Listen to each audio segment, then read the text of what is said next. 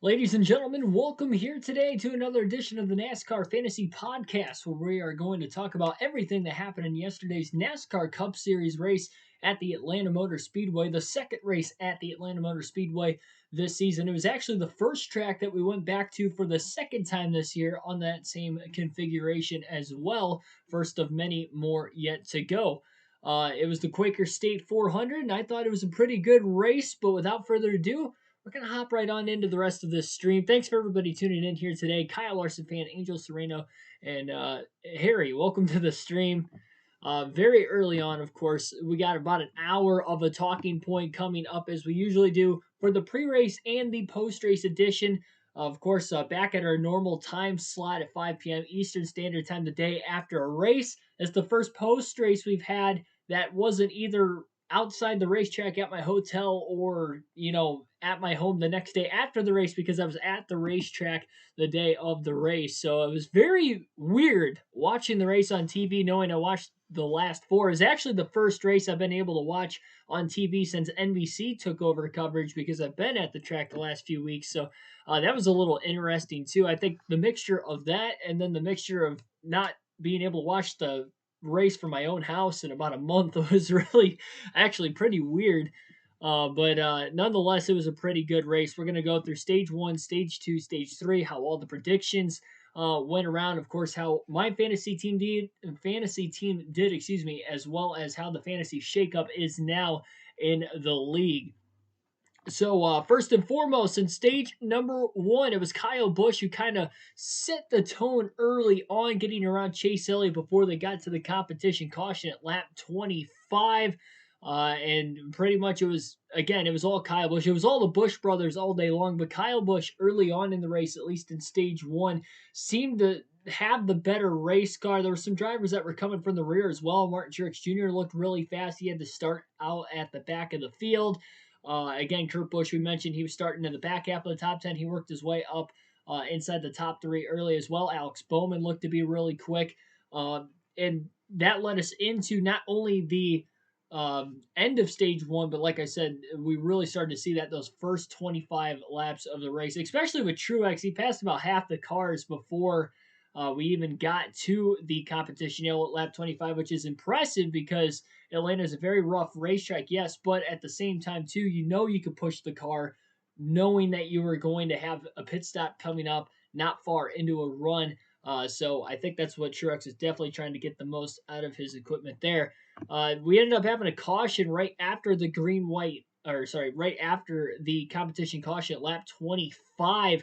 Caution was set at lap number 32 when it had waved literally on the restart. I think it was the second lap after the restart. They were four wide off the exit of turn two when Cody Ware, who was on the bottom of that four wide scramble, had gotten a little loose, slid up into Anthony Alfredo a slight bit, and that pinched Daniel Suarez and Ricky Stenhouse Jr. into each other before they both simultaneously spun into the inside wall down the back straightaway. The day did not come to an end at that point in time, at least for Stenhouse and Suarez, but they were multiple laps down the rest of the race. They had to duct tape and get their cars back out there. Ultimately, they ended up finishing in the last two positions in the race as well. So although they were able to stay in the race, they were never able to really conquer anything else because there were no other cautions for incident the rest of the day. Again, that pretty much took us to stage one, long green flag run there. Kyle Busch ended up winning stage one with his brother Kurt Busch second. Denny Hamlin third, Alex Bowman fourth, Tyler Reddick fifth, Kyle Larson sixth, Joey Logano seventh, William Byron eighth, Martin Truex Jr. came from the rear to ninth, and Kevin Harvick rounded out the top 10. The other interesting things that I thought in stage one, and we saw it in stage two a little bit, at least at the beginning of stage two, was Ryan Blaney and Kyle Larson, the guys who finished first and second in the first Atlanta race in the back in the springtime, they struggled mightily. I wouldn't say Larson struggled. I was expecting him to dominate the race. So the fact that he was, running fifth through eighth most of the first half of the race, that was really surprising to me. I was not expecting that. Then Blaney was about 13th, I think, at the end of stage one. He just did not look fast at all. He was talking about how his car was really tight. I'm sure the track conditions were much different. It was probably much warmer this time of the year, so maybe they used the same setup. And obviously, with the track conditions being a lot different, with the air temperature, the track temperature. I'm sure that played into huge effect. But then at the same time, we saw Kurt Busch was really fast in the spring that I had mentioned at Atlanta before he got wrecked out by Denny Hamlin. He looked fast here. Bowman finished third and ran top 5 all day long in the first Atlanta race this season. He did that the same here. So it was weird that you saw a couple guys pick up where they left off from Atlanta this year, and then the two guys that ran the best at Atlanta earlier this year kind of struggled for at least the first half of the race. Into stage number 2, Kurt Busch was able to take the lead away from younger brother Kyle Busch. He ended up going on to win the stage. So the stage 2 results look like this: Kurt Busch P1, Kyle Busch still right there in P2, Alex Bowman third, Kyle Larson up to fourth. He was slowly progressing to get a little bit better throughout the day. Denny Hamlin falls back to fifth place. Tyler Reddick, 6th. He was in the top 10 all day long, had a great day. Ryan Blaney started to propel forward just like Kyle Larson there. He was up to 7th at the end of stage 2. Brad Keselowski, 8th. Austin Dillon, 9th. And Martin Truex Jr. having to come back from a pit road penalty, getting to 10th place at the end of stage 2. He had a very back and forth kind of a day. Probably passed the most cars on the racetrack as well. So again, no incidents in stage 2 and none in stage 3. But at the stage 2 break, we ended up going under a red flag for one of the few times this season. And it was actually because of a track repair that needed to be placed on the front stretch. There was 2 potholes. One was way worse than the other, but another one was growing. Kind of like the seams, the cracks that they had already kind of patched up over the years at Atlanta. They started coming apart. So they had to make a quick fix there. Credit to the track crew at Atlanta Motor Speedway for making that red flag actually really quick. I think they were only under red flag for maybe 10, 15 minutes for the track repair, which is awesome because initially when that happened, I thought it was going to be like an hour red flag to fix and let everything seal up, have to wait for it to dry to seal up. But I think with the warmer temperatures outside, with it being in the summertime, the air temperatures were able to dry that sealant a lot quicker. Plus, you only had to run 90 laps after that to the end of the race. It wasn't like you had to get a full race in. So it wasn't like they had to do the best repair job either, but it seemed pretty well over that. There were no more issues with the track coming apart the rest of the day. And again, with no more cautions per incident, we ran about the final 90 laps green flag to the finish. And pretty much from about 60, 65 laps to go to the end, it was the Busch brothers battle that we had been waiting for all day long, and they did not disappoint. I thought it was a great battle, back and forth between them before the green flag pit stops, and then even after the green flag pit stops, they were battling back and forth.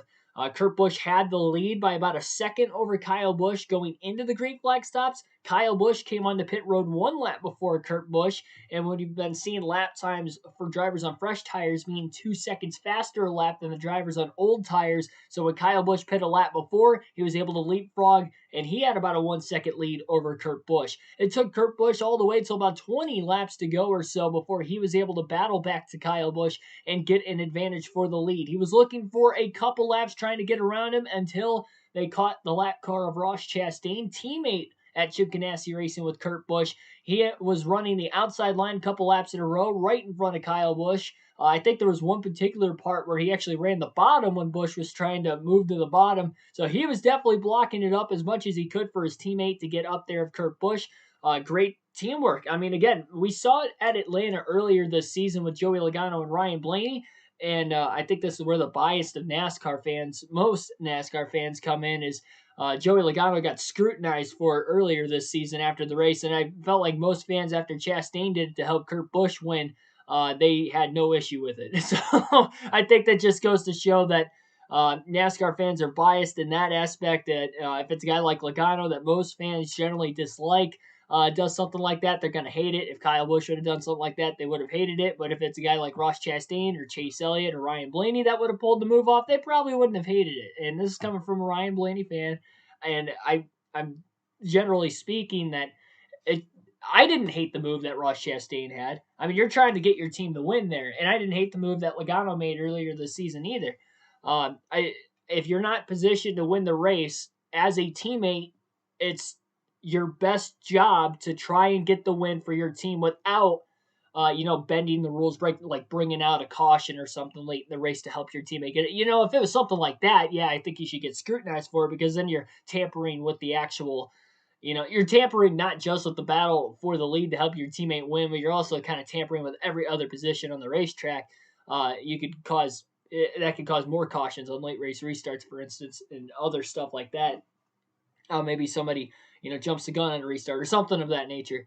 Anything could happen at that point. Versus at least you let it settle within the first two drivers, and he got the job done at the end of the day. He didn't bring anybody else into the mix. It was still a battle between Kurt Busch and Kyle Busch, and even after Kurt Busch had gotten around Kyle there late, uh, Kyle actually battled right back to him again, and he actually got inside of him at one point in time. He could not clear him off the exit at turn two, and that was really the last shot he had to get underneath him. He got within about a half a second, maybe a little less than that, a couple times as well, within a couple car lengths, but couldn't get any closer. You could tell he used his stuff up trying to catch him the 20 laps prior, similar to when Larson and Blaney had their battle back in Atlanta earlier this season. So kudos to Kurt Busch getting his first win of the 2021 season. That makes it now 8 seasons in a row where he has won just one race in a year, assuming he does not win another race this season. But the way Chevrolet's been clicking from the start of the season to now and keeping it up, and Chip Ganassi racing the last 5 or 6 races, having this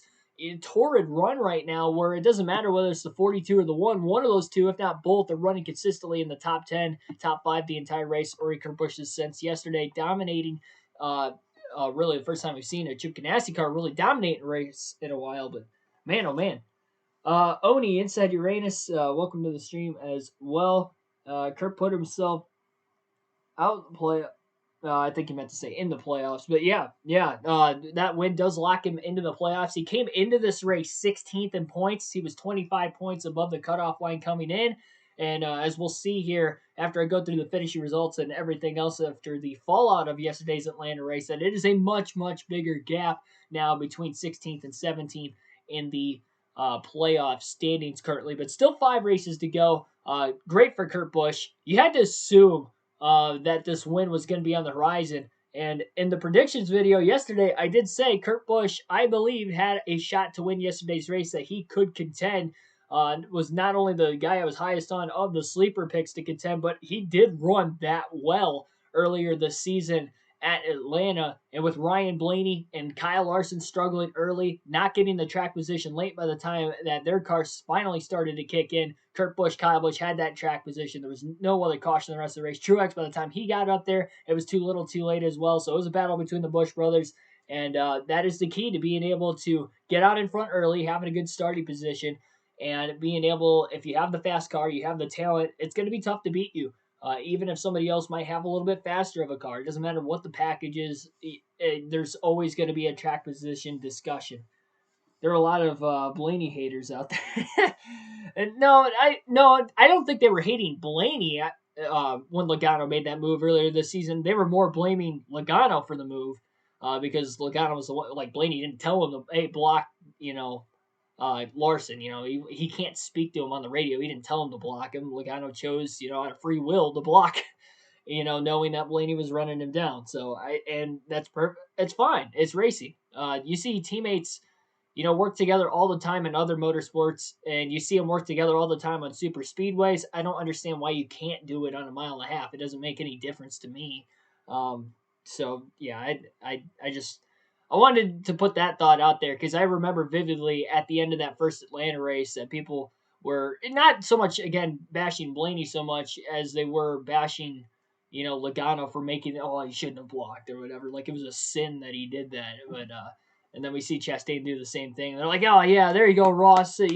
Probably because he did it to Kyle Busch versus somebody doing it to Kyle Larson. That could have very well played a factor, too. Maybe it wasn't even that it was Chastain. It was maybe because it was on Kyle Busch and not, if it would have been roles reversed and they did it on Kurt Busch, maybe he would have gotten scrutinized for it. Or maybe if it was, like I said, Chase Elliott or, Kyle Larson again, they probably would have scrutinized for it. But there we go. They're blaming Blaney because of what he did. Well, Blaney didn't do anything. What, he won the race? I mean, like, he didn't do anything.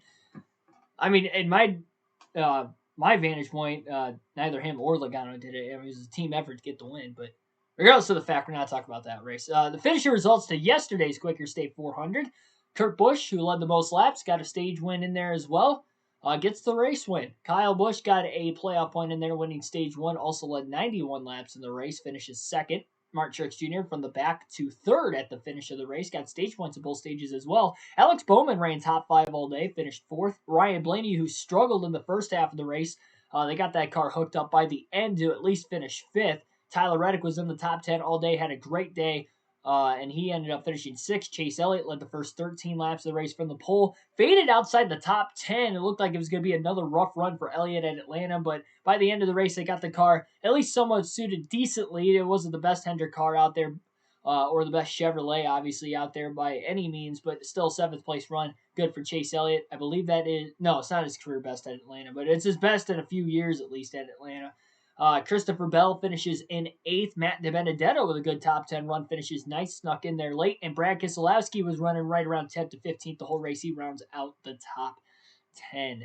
The only DNF in this race was Ricky Stenhouse Jr. He ended up having a suspension issue well after his accident late in the race. That ended up coming in the final stage. And like I mentioned, Suarez finished second to last, but he still ran at the end. He ended up finishing 17 laps down, unfortunately for him. Tough break to get taken out early 2 races in a row by something that he didn't even do wrong. But, alrighty. So that was the top 10 to yesterday's race. So now we got to review the predictions that I had for yesterday's race. These are the 8 drivers that I spotlighted in the predictions before Atlanta's race to help you guys with your fantasy advice as I do week in and week out. I had 3 must-haves, 3 sleepers, and 2 drivers that I said not to put in your lineup yesterday. And I will say that although the guys I nailed correctly were like, they were really good all day long, or I just missed the nail on the head. It seems like I've been struggling with this last couple weeks. Like, I've been predicting the winners right a lot recently. 5 of the last 8 races, I predicted the winners right. But then everybody else, after, the race winner for my other predictions, haven't really done as great. Between Road America and Atlanta, probably the 2 worst weeks I've had all season with doing these predictions for everybody, for the guys not to have in lineup sleepers and must-haves. And it happens to be back-to-back weeks. So that's a little bit of a struggle. But I guess I'll start off with the don't-haves as I usually do. The drivers I had for the don't-haves yesterday were Chase Elliott and Christopher Bell. I said they would not get top 10s. Well, they both got top 10s. Elliott had the track position early. That definitely helped him there. He got stage points at stage 1 with it. But not only that, he ended up coming back to finish 7th. It was looking like my prediction was going to be right on Elliott if the race would have ended at halfway for rain like it was looking like it could have, because he fell back to about 15th place at one point in time on speed. But they got that car situated there in the final stage, those final couple pit stops. He was clicking away, and Chase Elliott proved me wrong. And again, Christopher Bell proved me wrong too. Bell was consistently running in the back half of the top 10 for most of the day. Finished 8th, which is about where he ran the whole day. Proved me wrong there. Christopher Bell starting to turn things around in the right direction. He only had 1 top 10 in a 13-race stretch there for a while, but now all of a sudden he's got 3 top 10s in the last 5 races. So good things going for Christopher Bell. That's the momentum they need with the playoffs rolling right around the corner. He's been great on the road course races so far this season. We got 2 more of those coming up. Maybe Christopher Bell could compete for a couple more wins here before the end of the playoffs. As far as the sleeper picks, I nailed it right on the head with Kurt Busch. I said that he was going to contend for the win. Easy pick for a top 10. I said he very well could finish in the top 5, and he won the darn race. So good for him. Making me look good when I had the don't-haves completely wrong yesterday. The other sleeper picks I had were Chris Buescher and Austin Dillon. I said that they would both get top 10s. Chris Buescher was just not good at all. He ran pretty much 15th, right around there the whole race. I think he started outside the top 20, so he kind of like clicked away to about 13th, 14th at the end of stage 1. I was like, all right, maybe he'll keep working on it. By the end of the race, he'll get the top 10. He never really got above that in the running order, and unfortunately finished 16th, so I was wrong there. And I was also wrong on Austin Dillon. Dillon was running really good early. Actually got some stage points as well, but they must have went the wrong way on the setup, or the guys behind him got that much quicker at the end of the race, because he ended up finishing 12th and did not get the top 10 despite running there for most of the day with his teammate Reddick. So not sure what happened. Like I said, they must have just went the wrong way on adjustments, so I ended up getting that wrong as well. In the must-haves, I had Kyle Busch as a must-have. I said he'd contend for a win. I thought if there was going to be any big threat to Larson, it was going to be Kyle Busch and Kurt Busch, and they finished 1-2. Larson was a must-have, and unfortunately, he finished well outside the top 10. He had a pit road speeding penalty under that last stop, was still able to finish on the lead lap, but he ended up finishing in the 18th position. Unfortunately, he was running in the top 5 there late. I think he was in 4th place when he had that pit road speeding penalty. Don't think he would have had anything for the lead. He probably would have finished 3rd, 4th, or 5th. But unfortunately, coulda, woulda, shoulda. That is not where he finished, so I was wrong on that prediction. And Kevin Harvick, I was wrong on too. Harvick looked very slow out of the gate. They unloaded terribly. He was back to 28th at one point before the competition caution. And if it wasn't for the competition caution, I think that Harvick would have went a lap down by the end of stage 1. The competition yellow saved him. They were able to get the car adjusted and quickly shot up inside the top 10, scoring stage points at the end of stage 1. And then they started going the wrong way with the adjustments again in the second half of the race, falling outside of the top 10, just missing out, finishing 11th. So I was wrong on Harvick as well. Again, not a good day for my predictions yesterday.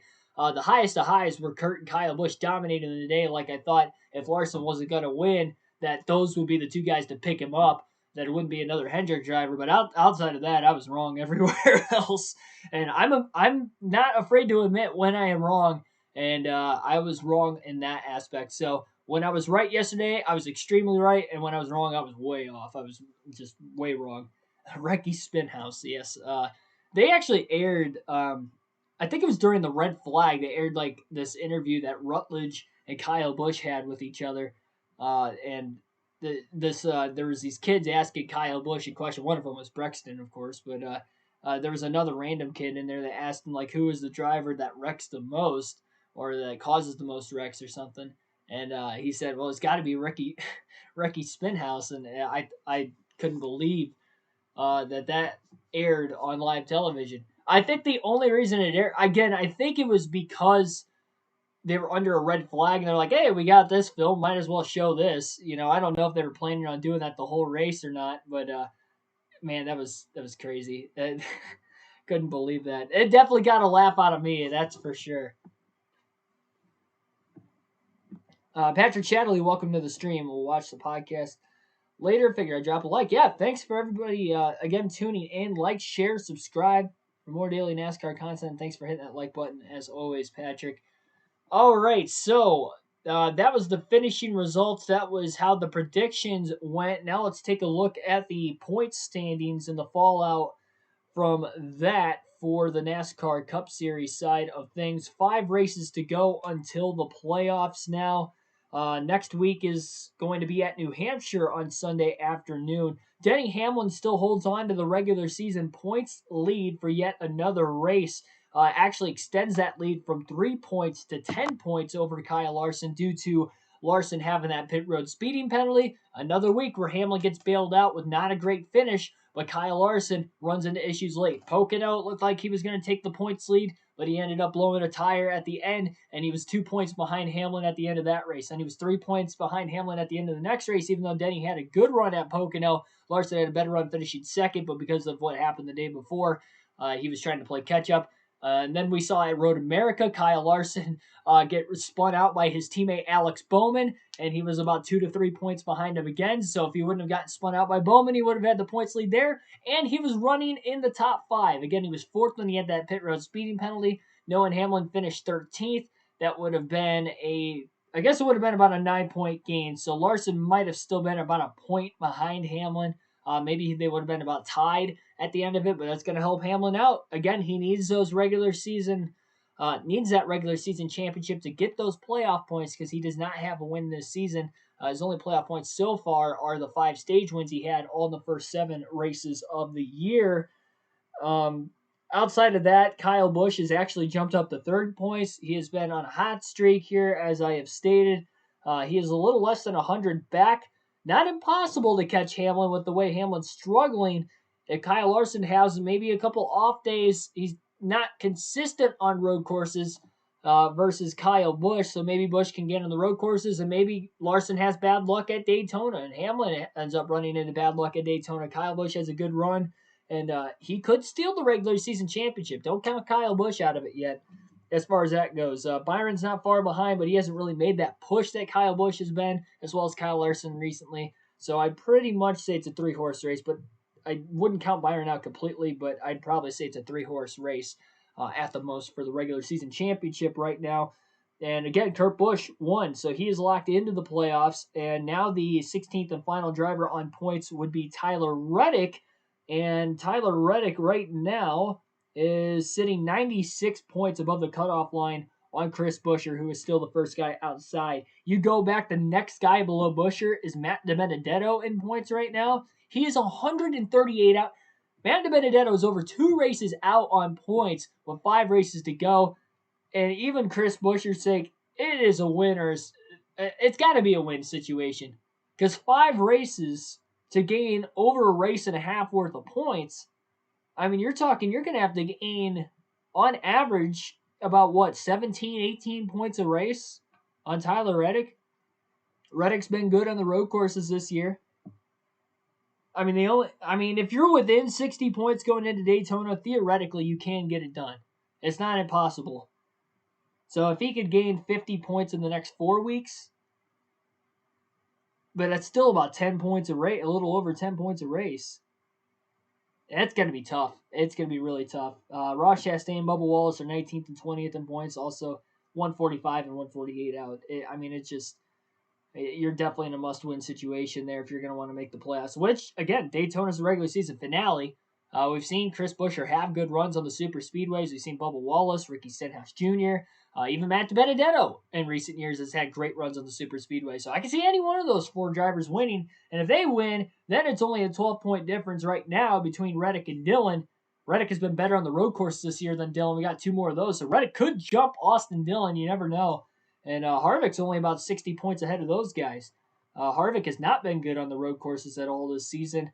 And, if he has a bad run at Daytona as well, could you actually imagine if we get Harvick to lose 60 points to Reddick and Dillon in these last 5 races, and then we get Matt DiBenedetto to win at Daytona, or Bubba Wallace to win at Daytona, Stenhouse to win at Daytona, and Harvick misses the playoffs after winning 9 races a season ago?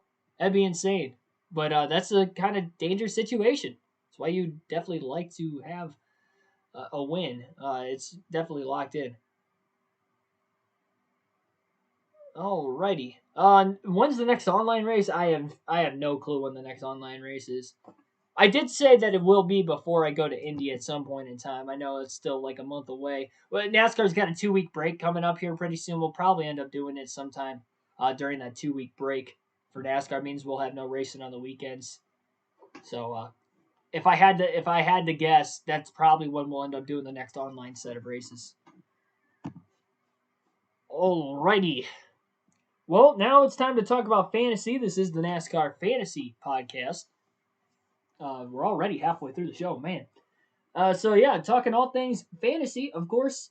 Take a look at how my team did, and then we'll see how the rest of you guys stacked up at the top portion of the league yesterday, what the new overall standings look like. I have not looked at the overall standings yet, but I did see the leaderboard at the end of yesterday's race.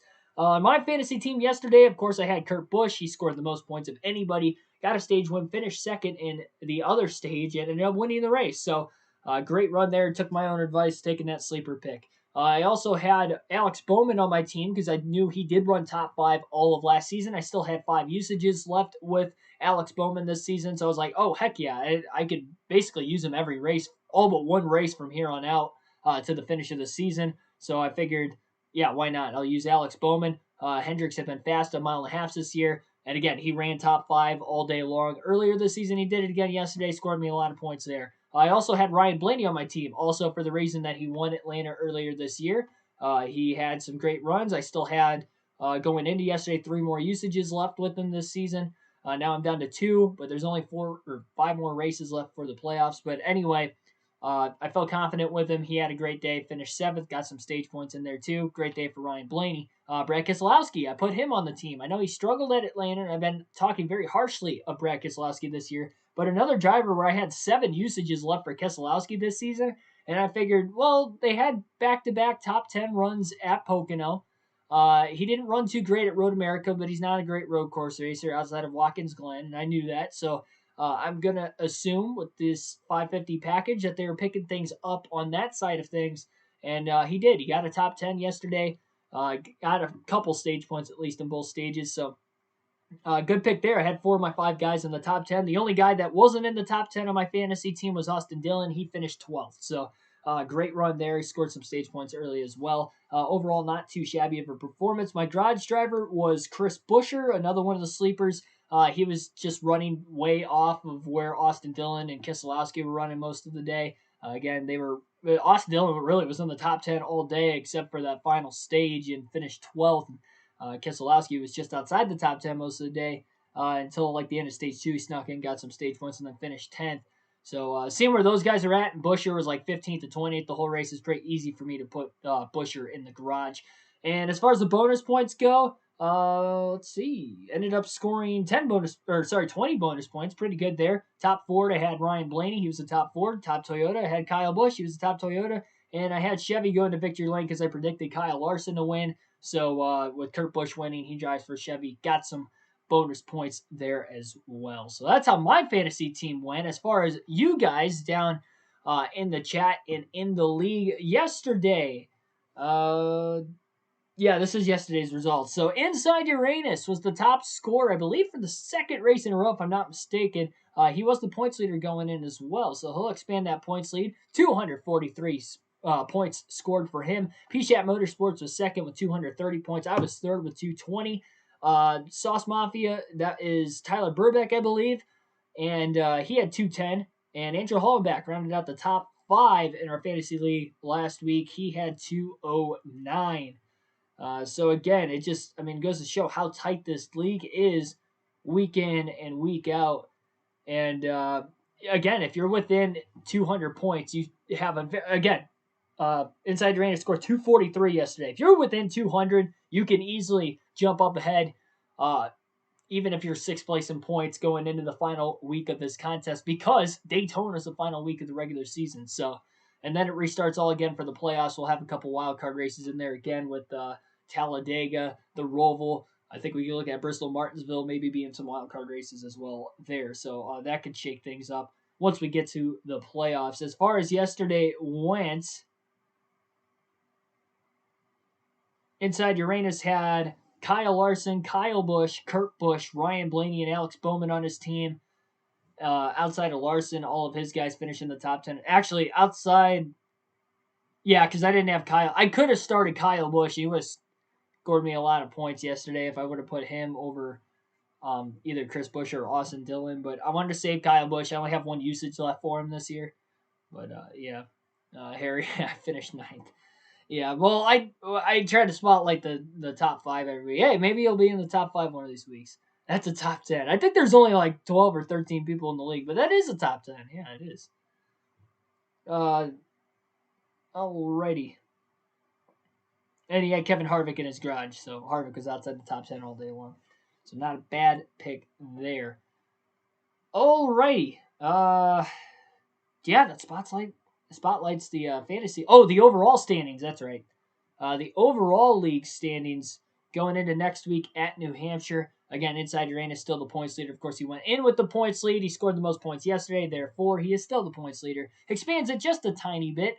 Currently at 4,036 points. Second place is Super B-Man 1, which is Tim Irvin down in the chat. You guys have seen him before in the chat. He's got 3,974 points. So slipped behind a little bit. Still well within 100 points.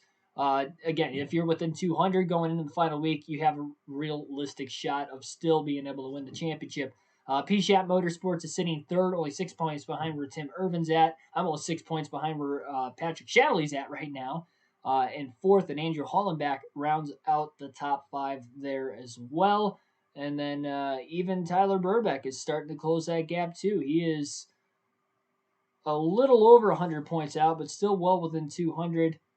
And Ethan is in 7th. He still has a shot. He's almost 500 points back. He's at that point where if he doesn't have a good week next week, then you could probably take him off the list of guys that might have a shot in this league. But that's pretty much where I'd cut it off right now as far as people who still have a chance would still be within the top 7.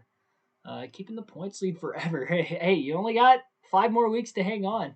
It's going to be kind of agonizing, though, if you have that lead going into the 2 week break, because you're going to be like, oh, man, I got to wait 2 weeks before I pull my lineup back in again. I know I'm going to be missing NASCAR for 2 weeks there. It's going to be so lonely not being able to watch racing on TV or in person. It's going to be crazy. I mean, in a sense, like, if I think about it, I'm only missing 3 races at the track because then I'll be at Indy and Michigan back to back in August, and they have that 2 week break coming up, so I'm only missing 3 races in person. I saw literally all but one points race in the month of June. Sonoma was the only points race that happened in June that I missed. Then I even saw the race before Sonoma at Charlotte. Very, very, very grateful for my opportunity to be at the racetrack. That's for sure. I had Kyle Busch, Chase Elliott, Alex Bowman, Martin Truex. Yeah, that's a pretty good team. Pretty good team.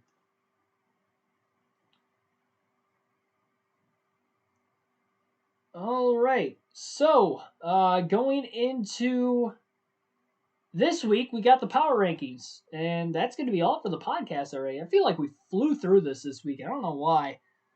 But the power rankings, we do this on a week-to-week basis. I list off my top 10 championship order. Number 1 is going to be my championship favorite. Number 2 is going to be runner-up. My top 4 is going to be like my championship 4 if the playoffs started this weekend, which we're getting close to the playoffs. But that would be my top 4 right now. And yeah, we'll go on from there.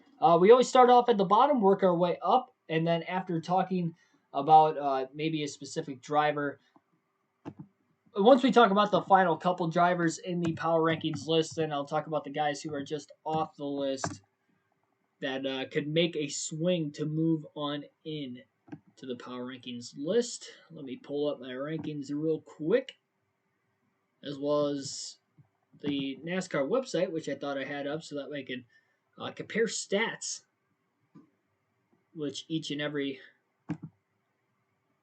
person on the list.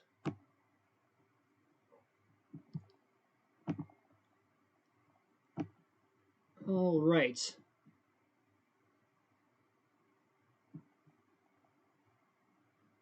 So just for starters, by the way, I only have one driver in the top 10 this week who does not have a win yet this season.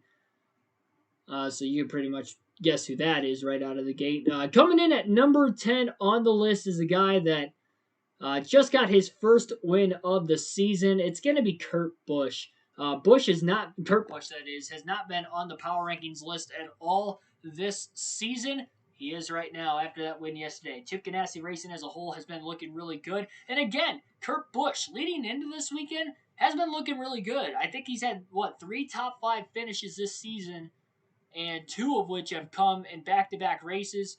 He's got 5 top 10s in the last 6 races as well, only 7 on the season. So Kurt Busch has been looking really, really good. Chevy as a whole has been looking really, really good. And he's starting to make a push to maybe making the round of 8 back-to-back seasons. We look at Kurt Busch's recent results. Again, first at Atlanta, 4th at Road America. Not so hot in the second Pocono race, 20th. First Pocono race, so he was 6th. Nashville, he finished 8th. Had a top 10 in the All-Star race, too. And Sonoma, he finished 6th. So a lot of great runs for Kurt Busch as of late. Easily moves into the top 10. I wasn't considering to put him in the top 10 this week, but because he won and he has that secured spot in the playoffs, had to do it. When you look at a guy like Kevin Harvick, who has been consistent this year for the most part, he is still tied for the most top 10s this season with 14. I couldn't put Harvick on the list. He was actually number 10. Kurt Busch got that win. Harvick still without a win. I had to move him above it. Another driver that I moved into the top 10 for the first time in a while. He has been on the list, but it's been a few weeks. Brad Keselowski. Keselowski was on that long, terrible streak where he only had 2 top 10s in a 12-race stretch, but he has really picked it up here in recent weeks. He finished, obviously, 10th, top 10 yesterday at Atlanta. 13th at Road America, not great. But then he finished 3rd and 10th at Pocono, had 2 top 10s there. 2 races before that, he finished runner-up in the All-Star race. So he is starting to pick it up recently as well. He is a little bit higher in the point standings than Kurt Busch. Kurt Busch has been a lot hotter than him. If Kurt Busch has another solid run next week and beats Keselowski, essentially, I think I'll swap those two next week. And maybe if Keselowski has another bad run, and Harvick has a great run, maybe Harvick gets his first win at New Hampshire next week. It's a track he's really good at. It seems like Stewart-Haas, when they have been on it, they've been better on the 750 track. So if Harvick wins next week, Keselowski could find himself off the list again, especially if Kurt Busch has a good run on top of it. But for right now, first time in a while, Brad Keselowski is ninth on the list. The other drivers also that just missed the list this week, obviously both the RCR cars, still without a win this year, and now they're 15th and 16th on the playoff standings, so not close enough up there. Drivers with wins that are still not on there. Christopher Bell, he's been looking good recently. He's got 3 top 5s, but he's still 15th in points. Even Kurt Busch is ahead of him in points, even though Kurt just got his first win, and Bell's had a win since the second race of the season. Michael McDowell won the Daytona 500. He's got 5 top 10s this year, which is great for front row, but not good enough to obviously be in the top 10 in the power rankings. So those guys were just off of the list. Harvick need a win, right? Well, he doesn't need a win. He's still above the cutoff line right now. But if we get a new winner below the cutoff line, then he's only going to be about 60 points above. And anything could happen at Daytona. It's not safe for Kevin Harvick, especially when you got 2 teammates like Reddick and Dillon that could work together and get themselves both in as well. Number 8 on the list. This guy's going to remain number 8 on the list for the second straight week, and that's going to be Ryan Blaney. Blaney coming off of a little bit of he had a good run, obviously, at the finish. He started off kind of poor in yesterday's race, but he has really, really picked it up here lately. He's got, if you count the All-Star race, he's got 3 top 5s in the last 6 races, and he's got 4 finishes of 6th or better in the last 6 races as well. Again, if you include the All-Star race, he also had a top 10 at Sonoma before the All-Star race as well. So he's had some good runs here as of late. 5th at Atlanta, 20th at Road America was not good. He had some damage there, but he did not have a good run. And then 6th at Pocono, 5th at Pocono. Again, the All-Star race 5th, 10th at Sonoma. Nashville, he finished 37th. It was a rough stretch in there. Didn't want to move him up in the list, even though he had that top 5, because if he starts to show more consistency going forward and some guys ahead of him on the list start to drop off, obviously that's the sense of the power rankings, he'll move up, but couldn't move him up or down really this week. It's the 2 guys that just moved ahead of him, Kurt Busch and Brad Keselowski. I think him and Kurt Busch, Blaney and Busch, have been right there with each other, but Blaney is also in the top 10 in points, and Kurt Busch is 14th in points right now. So the consistency that Blaney's had this year has been a lot better than Kurt Busch. He's also got 3 more top 10s on him this season. And as far as stats between Blaney and Keselowski so far this season, Blaney's got 2 more top 10s than Brad Keselowski, and he's 8th in points versus Keselowski is 10th. So that is why I have Blaney still at number 8 for, I think it's the 3rd week in a row. I think I had him 8th after he finished 6th or better in both Pocono races as well. So he's been 8th on the list these last couple of weeks. That's a racing reference. Went away from my list there for a second. Coming in at number 7 on the list after this weekend is going to be another driver who, again, is slowly kind of dropping down the list. Joey Logano for Penske.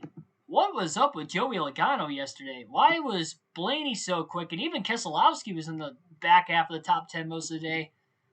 But Joey Logano was nowhere to be found. Logano started the season hot. He was in my championship 4 there through the first, after he won Dirt Bristol, I had him in the championship 4 there for a couple weeks even after that.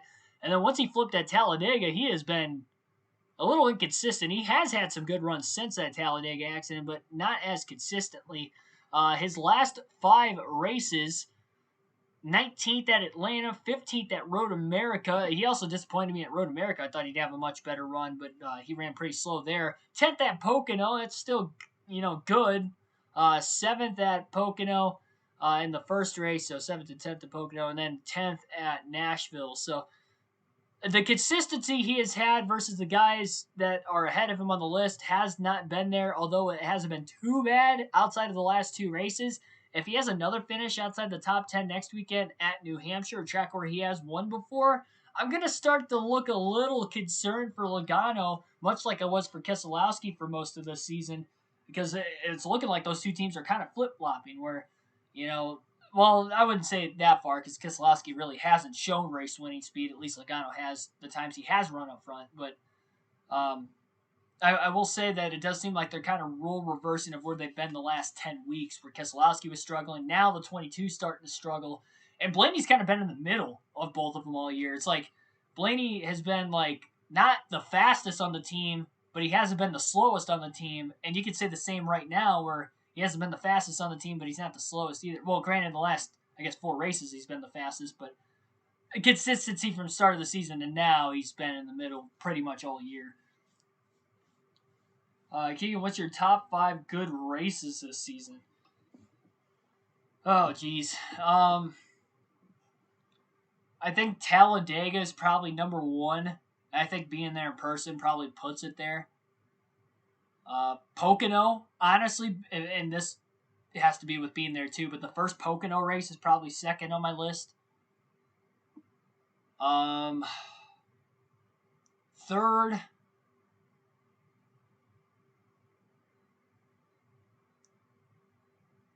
third's probably Martinsville. Martinsville was a pretty good race. Fourth, I'm trying to think of races I've been to that have been. I don't think any more races I've been to would be. No, yeah, there would. Dirt Bristol's probably number 4 for me. So let me rephrase that. So Talladega would probably be number 1 so far this season of my favorite race. Number 2 would probably be the first Pocono race. Number 3 would be Martinsville. Dirt Bristol would be 4. And then 5th would be the second Pocono race, the fuel mileage race.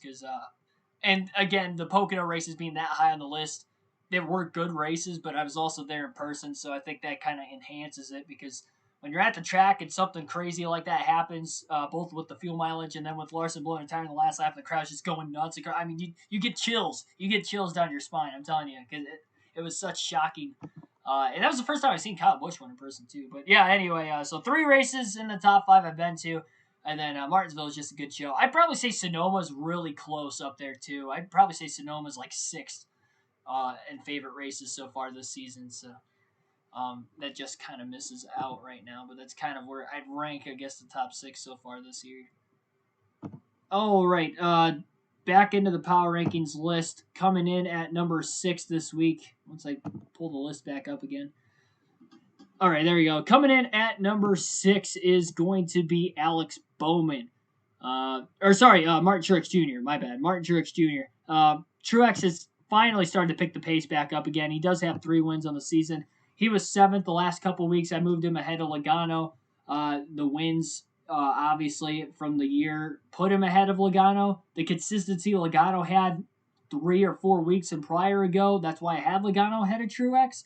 But now that Logano's starting to fade back, Truex is finally starting to come into his own. Had a great car yesterday, finished top 3, 3rd place.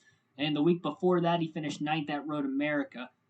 So those last 2 races versus Logano's last 2, 19th and 15th as well. So between that, 2 more wins for Truex this season. I believe he's got more stage wins as well. I got Martin Truex Jr. at number 6. Number 5 is Alex Bowman on the list. So sorry for accidentally stating he was 6. Alex Bowman is number 5 on the list. Currently, as far as the point standings go, Truex is ahead of Alex Bowman. Truex is 7th. Bowman is 8th, but the consistency Bowman has had recently has been on a lot longer than a 2-race stretch that Martin Truex Jr. has.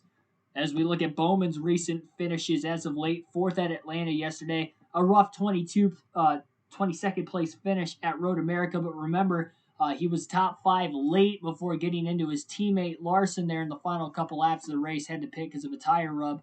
So he did not make it to the end. Pocono, he ran well. Obviously won one of the Pocono races. Finished 7th in the other. 14th at Nashville, not so hot. But then before that, 6th in the All-Star race. 9th at Sonoma. 5th at Charlotte. 8th at Coda. And another win at Dover. So that is why I have Alex Bowman in at number 5. So if the championship 4...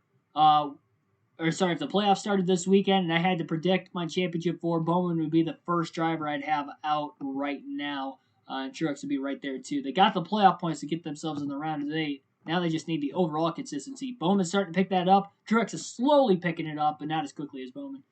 All right, so the top 4 on this week's power rankings list. At number 4, we still have Denny Hamlin. He was 4th last week on the list. He's going to be 4th this week again. He's slowly picking it back up.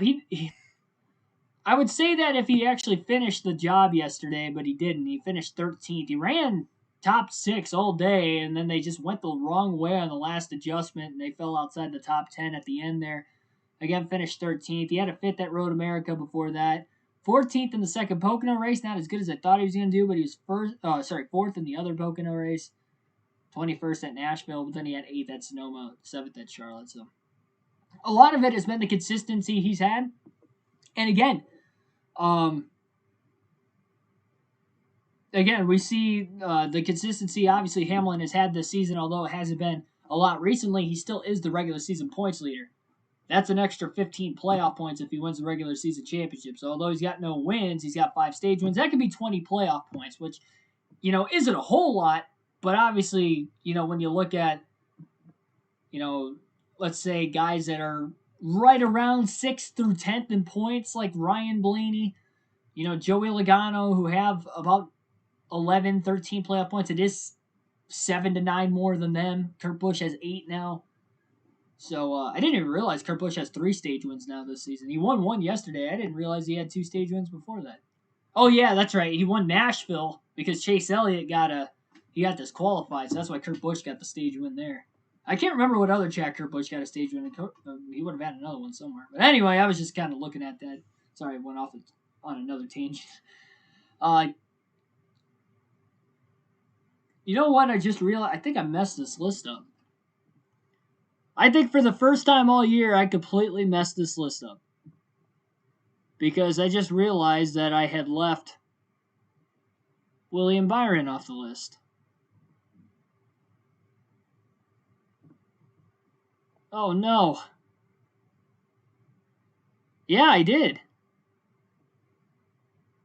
I was looking at his stats. Oh, jeez. Okay. So quickly, let me redo this for a second. Let me bump Keselowski off the list again, because I do want to put Kurt Busch on there. Kurt Busch is still 10. Blaney is 9. Logano's 8. Truex is 7. Bowman is 6. We'll put Byron at 5. Hamlin at 4. Now we're in the top 3. Sorry for that. I can't believe I did that. I forgot Willie B. Oh, man. HMS donated a motor to Kurt Busch. Maybe. Chevy's been good all season, though. I mean, that's why both the RCR cars have been in the top dozen in points for most of the year. They've kind of slipped back recently, but they're still in the top 16. And now Chip Ganassi Racing these last 5 or 6 races have been really doing good. Both cars. Diamond Jeff, welcome to the stream.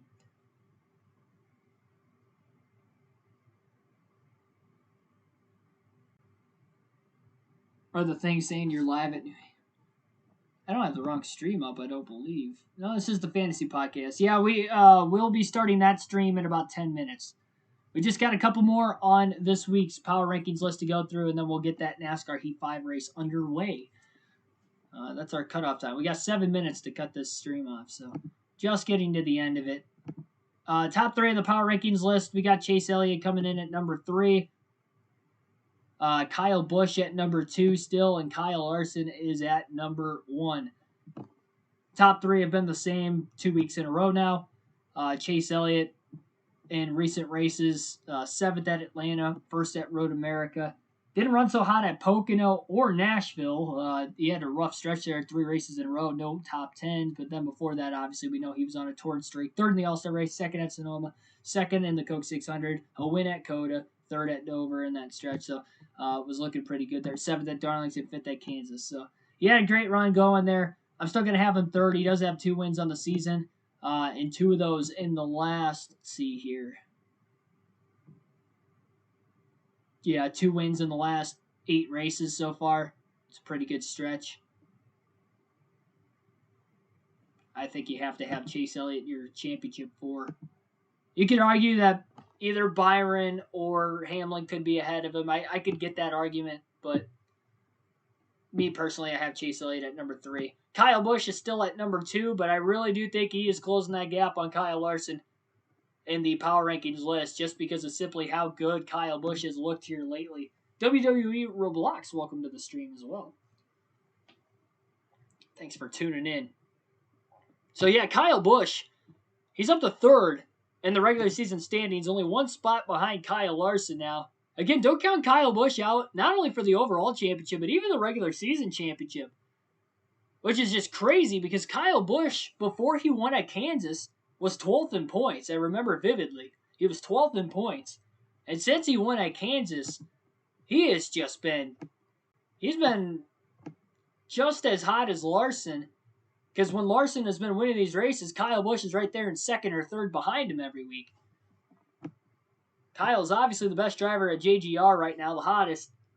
He's got 4 straight finishes in the top 3. And he's finished 11th or better, even if you include the All-Star race. Kyle Busch has finished 11th or better in 9 straight races. Second at Atlanta, third at Road America, a win at Pocono, a second at Pocono, 11th at Nashville. This is his only finish outside the top 10 in that stretch. He's only got 2 finishes outside the top 10 if you include the All-Star race in the last 12 races, and one of them was an 11th at Nashville. He just missed the top 10 that day. Again, 9th in the All-Star race, 5th at Sonoma, 3rd at Charlotte, 10th at Coda, that 27th at Dover was the only other finish outside the top 10. 3rd at Darlington, and win at Kansas. Again, he was 12th in points after Talladega at the start of the season. And he was actually getting finishes. He wasn't scoring a lot of stage points. Well, now he's getting finishes, and he's scoring a lot of stage points, and that's why he's 3rd in the regular season standings and closing. He's less than 100 back now. Like, he's a guy, like, I don't see Chris Buescher making up 96 points on 16th in points because I don't trust Buescher. I trust Kyle Busch that he could score 15 points more on average a race than Denny Hamlin to win this regular season championship. And obviously, you'd have to beat Larson by about 10 points a week, too. But I think he can do it. I really do. I mean, we look at the tracks coming up. Watkins Glen, he is very good at. I'd say Watkins Glen, he's better than Hamlin and Larson. The only question mark is Daytona, but anything could happen at Daytona, really. Michigan, I guess Larson probably hasn't beat it at Michigan, but Larson's still got to catch up to Hamlin, so that's probably the week he really catches up to him if he doesn't these next few weeks. New Hampshire, Kyle Busch is really good there, but so is Hamlin, I guess. So it's not going to be easy. And I'm not saying he will catch him. I'm just saying if he does catch him, I'm here to tell you it would not shock me because that's how good of a sign, how good of a streak Kyle Busch is on. Kyle Larson's still number 1 on the power rankings list. He has been for, I don't know, since he won back-to-back. He won 3 races in a row there, but I think after he won 2 of them in a row before the All-Star race, he moved up. Once he won Sonoma, he's been number 1 since then on my list. But his last 2 races, 18th and 16th, finishes-wise. So you better be careful. If Kyle Busch wins at New Hampshire next week, and Kyle Larson has a bad run at New Hampshire, I might have to put Kyle Busch at number 1 on the power rankings. Because that would be 3 wins for Busch.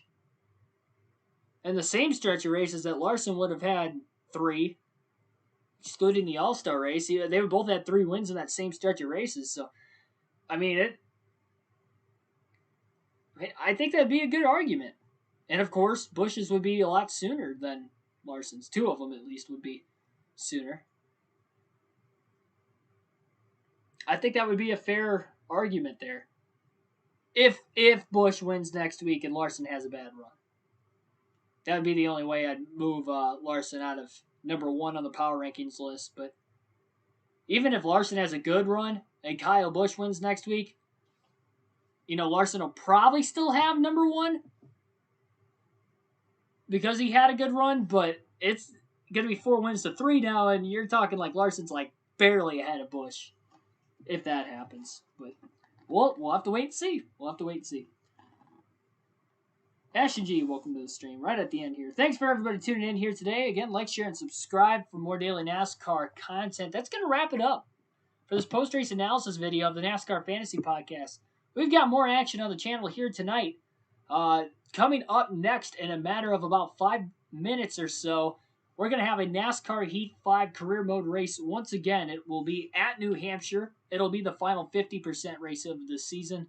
Usually we do full race live streams, but we have 4 in a year that we end up running the 50% races. This will be the final of those races. And again, it'll be at New Hampshire. I did qualify already for it, and I think it was my best qualifying effort on an oval this season. So I'm pretty excited. Pretty excited. I think we could have a good run there. So like, share, subscribe for more daily NASCAR content on the road to becoming a NASCAR commentator down the road. Appreciate your support as always, and I'll see you guys in a couple of minutes. Thanks for watching.